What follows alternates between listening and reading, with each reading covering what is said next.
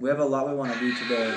We're going to go to Monsanto, which is an amazing village with a castle, and also Penha Garcia. And we're thinking it'll probably be hot later, so we're going to want to find a cool place to swim. I think it'll be good.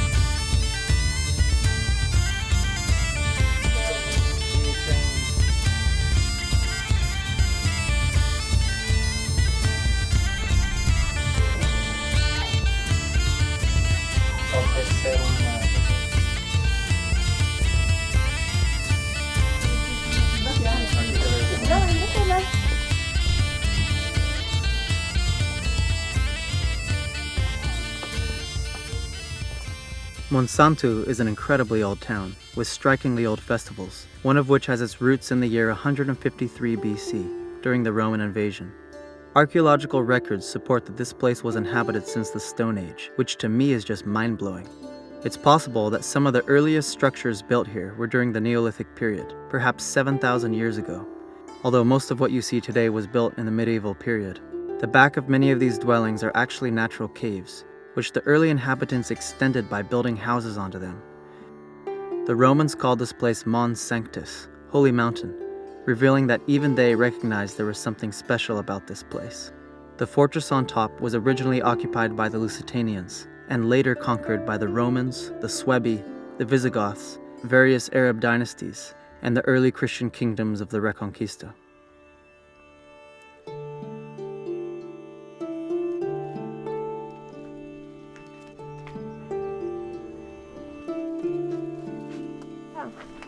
Sebby, you want to try?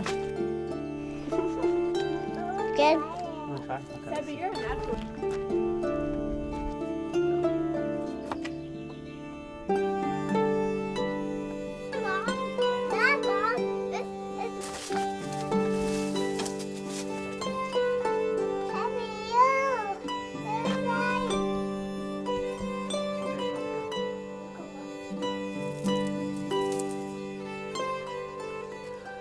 Where is the king? A long time ago, somebody took them out. They took the lid off Why? and took them out. They put a sword on my chest like this. Why? This is- Why? This is the king who died. King who died. Say rest in peace. No, you like that.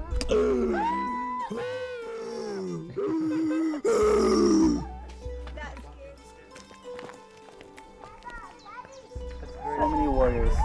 They would hide and guard this castle to protect it from people who... When most people think of the great warrior cultures of history, usually the Spartans or the Vikings come to mind.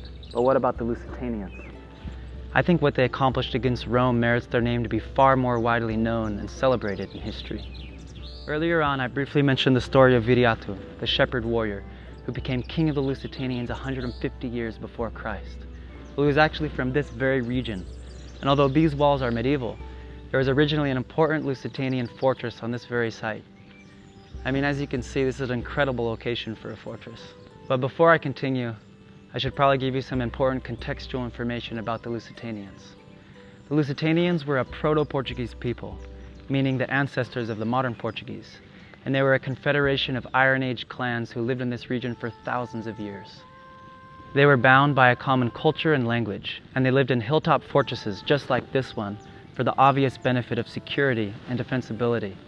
What blows me away is how little it seems this landscape has changed through the ages.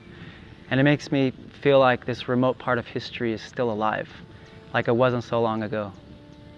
Viriato grew up very likely in those mountains over there, which the Romans called Mons Herminius.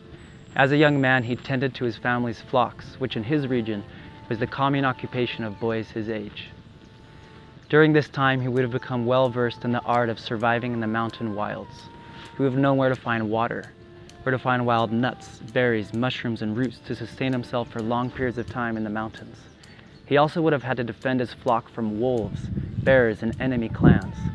The contemporary historian Livy described him as a shepherd who became a hunter, and a hunter who became a soldier, thus following the path of most young Lusitanian warriors. We're going to continue this story later, but before we depart Monsanto, I want to leave you with a legend, which is almost certainly based on historical events that we learned from the people of this village. Around the time of Viriato, the invading Romans sent their legions to encircle this entire mountain in a siege, attempting to starve out the Lusitanian Castro on this very site. For 7 years, the Lusitanians held out and fought from their lofty positions. When they were about to run out of food, they came up with a risky strategy. The Lusitanians fed their last cow much of the remaining grain, and they threw the cow over the walls where it fell to its death on the boulders far below. When after 7 years of siege, the Romans saw the splayed guts of the cow on the boulders far below, and realized the Lusitanians must have plenty of food to continue the siege, they broke camp and retreated, thus saving the inhabitants of the Castro. To this day, on the 3rd of May, the inhabitants of this region make a procession to the top of this castle, accompanied by bagpipes and drums, where they throw glass jars of flowers over the walls. That's meant to symbolize the grain of the legend. The roots of this tradition began 2,170 years ago, the age of which to me is truly awe-inspiring.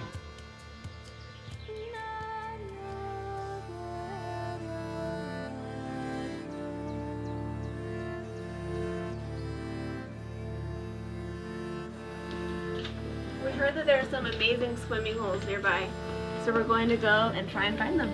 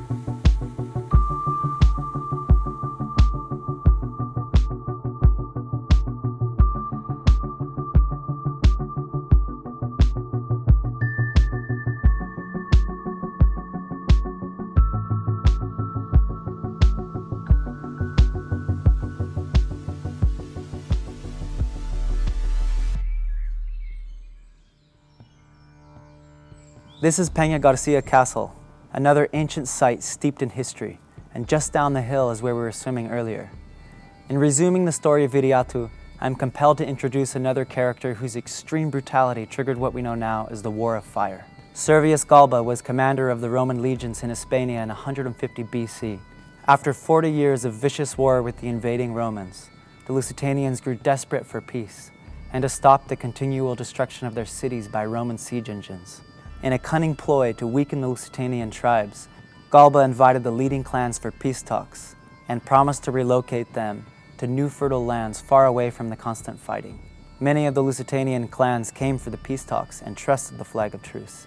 And when they were all assembled, a few Roman legions surrounded them and began to slaughter every man of military age.